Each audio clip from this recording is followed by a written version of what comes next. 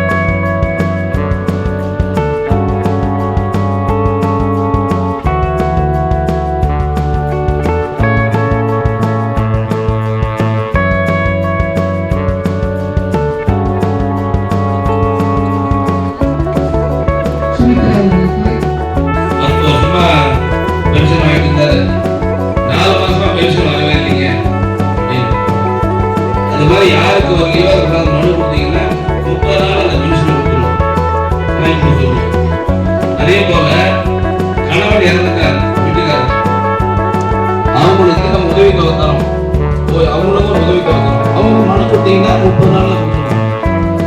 நாங்கள் ஒரு வீட்டில் நாங்கள் 3 பேர் அனுப்பி பாகம் பிரிஞ்சு 10 வருஷம் ஆகுது. நாங்கள் எல்லாம் எங்கள் அப்பா இறந்து 10 வருஷம் 15 வருஷம் ஆகி போச்சு. பெரியப்பா, சித்தப்பா எல்லாம் போயிட்டாங்க. அண்ணன் தம்பி எல்லாம் பாகம் பிடிச்சிட்டோம்.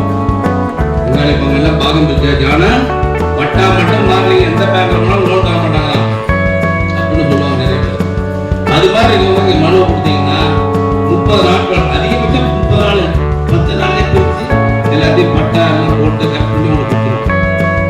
இந்த மாதிரி வாங்குறதுக்கு நீங்க தாலுகா ஆஃபீஸ் போவீங்க, விஓ பார்ப்பீங்க, ஆர்ஐ பார்ப்பீங்க, எல்லாரையும் பார்த்து வேலை நடக்குது. அதுக்காக தான் கரெக்டமா கையோட 30